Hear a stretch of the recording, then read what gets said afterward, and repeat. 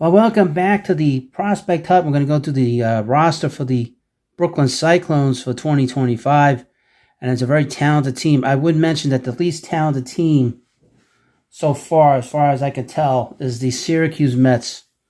So I have not done a video on them going through their roster because there's not a lot there. There's a lot of former major leaguers, fringe minor league players. There's 2 or 3 guys there of any note.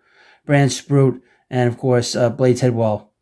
And they've sort of been up and down so far this year in the short amount of games. And Dom Hamill. But boy, let's get into the Brooklyn Cyclones roster. This is a good roster. The eyes of many Cyclones fans, this from Mesmerize, will be on Carson Bench, taken 19th overall in the first round of the 2024 draft. After hitting 18 homers and posting a 1109 OPS in 61 games for Oklahoma State. Others to watch include Boston Baro, who had a very good spring training, lefty Jonathan Santucci from Duke, and catcher Christopher Suaro, who played in Port St. Lucie last year and in Brooklyn. Gilbert Gomez will become the first Cyclones manager to lead the team for a second straight year since Edgardo Alfonso from 2017 to 2019. Now here are the catchers. Here's Ronald Hernandez. He had 271 with 5 homers and 7 steals and 403 plate appearances with Slow A St. Lucie last year. Went 6 for 42 with Brooklyn.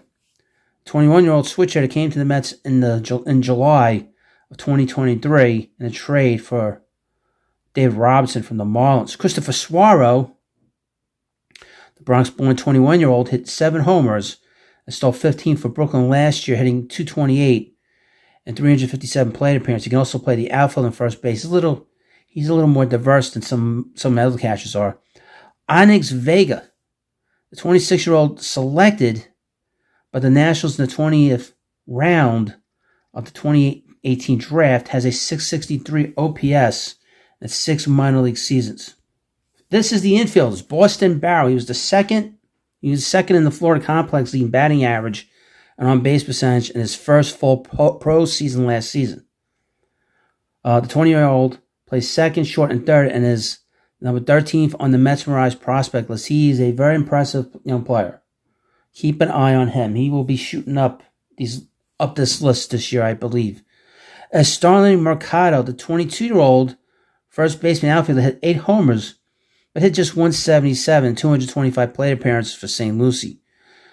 Jeffrey De Los Santos, the 21-year-old left-handed hitter from the Dominican, hit 6 homers and posted a 613 OPS and 358 plate appearances with the Cyclones last year. So he's repeating Class A. Jacob Bremer, a hamstring injury limited to 21-year-old with 95 plate appearances last year and a 640 OPS with no homers. In 2023, he had 8 homers and posted 774 OPS in 102 games. He was picked in the 4th round of the 2022 draft. These players from the 21 draft, 22 draft, 23 draft, must keep an eye on them. Because from what I could tell, the 21 draft is looking like it's a complete total bust. Been following the Mets farm system for a long time, but really zeroed in on them since been doing stuff on YouTube. The 21 draft looks like it is a complete bust at this point, I'm going to say. I don't think anybody's going to get to the majors. If we see anybody, well, I think Mike Vasil made who's he with? I think Mike Vasil made his major league debut, but he's not with the Mets anymore. But if he's not with the original team, then there's a problem. And the Mets let him go to the Rule 5 draft. Nick Roselli, the 22-year-old picked last June in the 11th round out of SUNY Binghamton, went 17 for 55. When he gets to Binghamton, they're all going to go crazy. With a homer, 2 doubles, and triple at St. Lucie. He was born in Levittown, New York. He won't be there in Class A long. And they'll want to play him in Binghamton. DeAndre Smith, he had 2 homers and 130 at-bats for Brooklyn last year and posted a 626 OPS. He was a 5th-round pick out of USC in 2022. Not a lot of power there.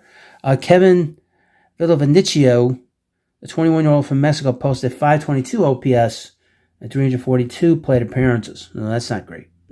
Now here's the outfielders. The 22-year-old, this is Carson Bench, left-handed hitter, comes in at number 3 on Mesmerize's prospect list. He hit a couple of homers, stole third base, and posted an 857 OPS and 69 plate appearances at St. Lucie after the Mets signed him for $3.9 million. Keep an eye on him.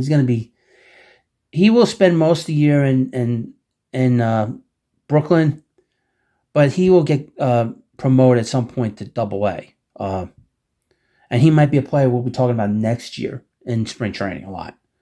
But they could take their time with him. There's no rush with him. Next up is Diego Mascaro, former infielder. He posted a 535 OPS, and he's 21 years old from Venezuela. It was last year. Eli Serrano, the third, he went 15 for 63 of a couple of homers for St. Lucie. The Mets selected him in the 4th round of the draft out of NC State last June. He's a high ceiling guy in that he's a guy that could be a very good power hitter. That his ceiling as a power hitter has not been reached. And the reason they drafted him is for that. He also I would mention that he played, I guess, in some high school teams and some traveling teams with Ryan Clifford. So they know each other really well. Troy Grillfler, Mets quiet 24-year-old toward the end of spring training from the Phillies. He hit 8 homers and 285 plate appearances and stole 23 bases for Single A Jersey Shore last season and slashed 228. I don't know much about him. Next up, Ryan Ammons. The 23-year-old lefty reliever struck out 60 and 45 in the third innings pitched combined at Brooklyn and St. Lucie last year. He posted a 2.18 ERA and a 1.23 whip. Jace Beck, he missed all 2024 due to injury after pitching 31 in the third innings to a 3.73 ERA and 1.75 whip. He struck out 57 and walked 30 in 2023. Well, I don't know much about him. Be interested to see where he's at. Joel Diaz, in 17 appearances for St. Lucie, the 21-year-old went 2-6, a 4.92 ERA and a 1.43 whip. I would mention players that start a lot in the minor leagues that doesn't mean anything. If you see bad numbers for a minor league starter, it doesn't mean anything because you can have him be a reliever. A lot of times you want to get these guys stretched out in the minor leagues. And then when they get close to the major leagues, maybe decide, maybe we'll put him in the bullpen. Saul Garcia, he went 3-8 with a 5.43 ERA and 23 appearances, 12 starts for St. Lucie last season. Brendan Gertzen, the Mets selected 23-year-old in the 10th round of last June's draft after he struck out 47 and 35 and 2/3 innings at Oklahoma. Mets draft a lot of players out of Oklahoma. Mets have a lot of players from that program, including Nolan McLean, Carson Bench. I believe it's another player, too, that they drafted and signed from Oklahoma. I just love the way that sounds. Some people don't. When I do in front of my family members, I say the word, they get so mad. Like, why you do like that? It sounds stupid. I don't care. R.J. Gordon, Mets selected the 23-year-old in the 13th round of last June's draft after he went 7-6 with a 5.13 ERA and a 1.45 whip and 17 starts for Oregon. He had 87 strikeouts in 94 and 2/3 innings. Noah Hall, he gave up 14 earned runs in 12 innings at Brooklyn last year. Keep an eye on him. He's been considered an interesting prospect. Dakota Hawkins, a 25-year-old, went 4-6 with a 4.47 ERA. Eduardo Herrera, the right-handed reliever, pitched to a 3.32 ERA in Brooklyn last year. Ryan Lambert, he's the other guy. He was a teammate of Gertzen at Oklahoma and taken 2 rounds ahead of him in last June's draft. He struck out 19 and 21 innings for the Sooners and posted there must be more than one Oklahoma, but I can still say Oklahoma. I guess Oklahoma and then Oklahoma University. Aha. Because Oklahoma University, that team's name is the Cowboys. Okay, I stand corrected, but it's still from Oklahoma. Still say that. You won't get this anywhere else. This kind of stupidity. Anyway, nowhere else but me. Next up is Brian Metalor. The 28-year-old has not pitched in a professional game since 22. He was a 40th round pick. In 2018, has a 4.48 ERA in 4 minor league seasons. Interesting. He hasn't pitched in a long time. Anthony Nunez. The 23-year-old gave up 3 earned runs in 8 innings at St. Lucie last year. Leonel Avalos, he fanned 42 and 38 innings pitched at St. Lucie last year. Dylan Ross, he was selected in the 13th round of the 22 draft out of Georgia, but the 24-year-old only threw 1 inning at St. Lucie last year due to injury.